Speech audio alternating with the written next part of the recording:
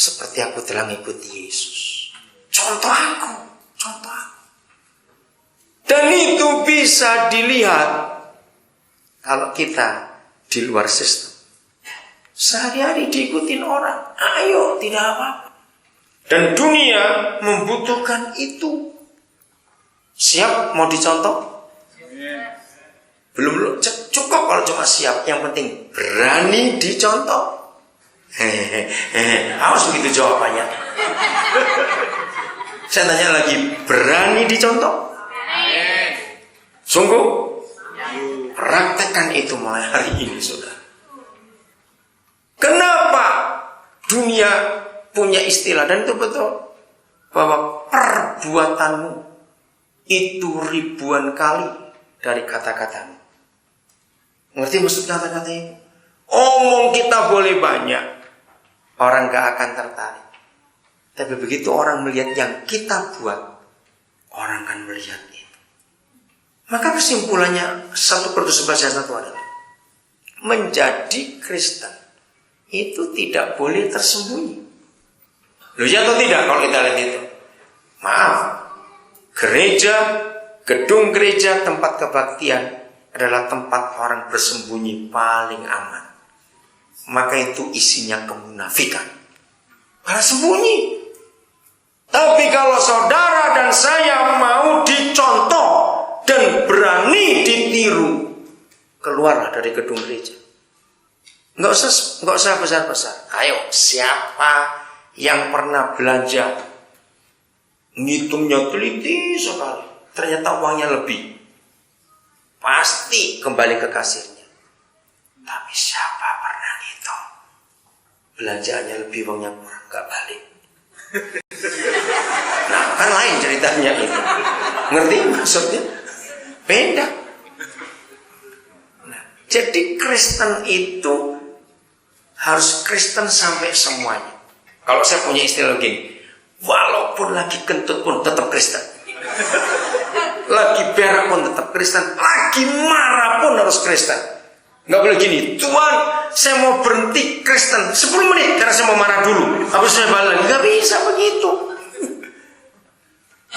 Kalau kita mengaku Kristen, pengikut Yesus, harus semuanya itu. Katakan amin. Untuk semua. Jadi di rumah, saudara, konsepnya rumah. Nanti saudara bongkar seluruh surat Paulus. Selalu di setiap buku, kitab yang Paulus tulis ada kalimat ini. Salam kepada gereja orang-orang kudus di rumah siapa? Di keluarga siapa? Jelas bukan di rumah keluarga siapa. Nah, coba saudara perhatikan ini. Kalau gereja mula-mula itu jumlahnya 3.120 jiwa, betul nggak hari Pentakosta itu? Terus Kisah Rasul 2 ayat 47 berkata, dan tiap-tiap hari Yahweh menambah jumlah mereka yang diselamatkan. Kalau hari pertama di pasal 2 ayat 41 3.120 jiwa, dan ayat 47 berkata tiap-tiap hari ditambah. Saya mau tanya dulu begini.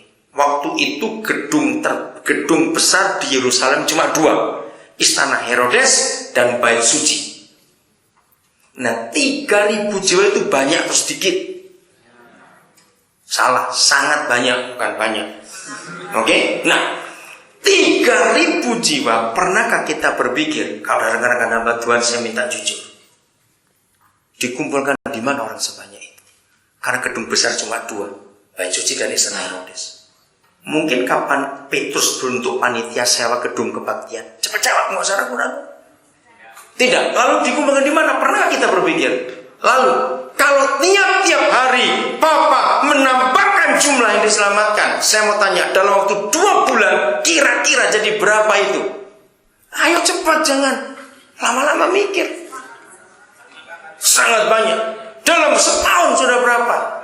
Tapi baca sampai kitab terakhir pasal 28 Kisah Para Rasul, tidak ada satupun ayat, apalagi sepotong ayat yang mengatakan mereka doa untuk beli tanah, mereka bentuk panitia pembangunan. Tidak ada satupun. Ditaruh di mana orang? Gereja zaman sekarang jemaat baru 4 ekor. Itu cuma gembala, istrinya dan 2 anak. Sudah bentuk panitia pembangunan. Yang 3.000 tidak pusing. Maaf saudara. Sekarang buka ayat terakhir. Kisah Rasul 28 ayat 30-31. Di mana Paulus membuka gereja. Ini penting sekali. Ayat terakhir itu sudah 30 atau 31? 30-31. Sama dibaca. Ada yang lebih kencang suaranya dari ibu tadi, baru Samosir. Ayo. Paulus tinggal 2 tahun penuh di rumah yang disewanya sendiri itu. Ya. Ia menerima semua orang yang datang kepadanya. Terus? Dengan terus terang dan tanpa rintangan apa-apa ia memberitakan kerajaan Tuhan, ya. Kerajaan Tuhan dan mengajar tentang Tuhan Yesus Kristus. Katakan amin. Di kota Roma. Roma zaman itu sampai sekarang tetap kota besar, kota hebat. Paulus tidak cari gedung untuk buat gereja. Di rumah yang disewanya sendiri 2 tahun penuh.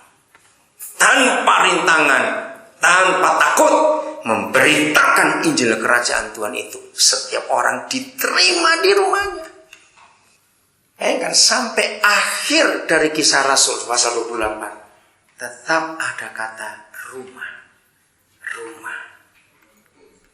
Lagi sekali, kalau saudara mau bantah, bantahlah Tuhan. Kenapa kok nggak nulis gedung? Jangan bantah saya. Jadi kalau mau debat, debat Tuhan. Jangan debat saya atau Pak Guntur atau Pak Contoh siapa saja. Karena ayatnya memang bilang begitu. Ayo kita duduk sama-sama, belajar sama-sama, makan sama-sama. 2 tahun penuh. Paulus gak pernah beli rumah. Maka itu kalau ada hamba Tuhan masih kontrak, puji Tuhan, engkau saudaranya Paulus. Jangan kecil hati bahwa saudara tidak berdosa kalau masih kontrak sampai hari ini. Padahal Paulus itu developer kalau zaman sekarang. Dia bukan perumahan BTN, tidak, itu perumahan kaya-kaya, buat tenda. Tapi toh dia juga kontrak. Jadi nggak dosa kalau kontrak rumah. Ada gereja ngajarkan ada dosa kamu kalau kontrak terus. Berarti pendeta itu nggak pernah baca ayat sampai di situ. Jadi ngerti sekarang saudara? Menginjil menceritakan Yesus bukan di dalam kebaktian, tapi di luar. Di mana saja kita ketemu orang, bawa orang itu ke rumah. Ayo tinggal dengan kami. Dan itu menyenangkan sekali. Hidup seperti itu. Karena dengan itu semua orang akan tertarik untuk melihat Yesus lewat kehidupan kita semua. Karena bisa dicontoh, bisa ditiru. Begitu kalau kami di rumah banyak orang, mereka tahu bagaimana kamu cuci pakaian, bagaimana kami setrika pakaian, mereka lihat bagaimana kami hidup, bagaimana kami nonton TV, kami ngomong apa, semuanya tahu, kami bersekutu. Jadi terbuka. Begitu periksa rumah saudara sepi atau rame. Itu ukuran Kristen atau tidak. Mau seperti itu? Kalau ada Yesus di rumah, pasti rame rumah itu. Terima semua orang untuk datang. Tuhan Yesus memberkati saudara semuanya.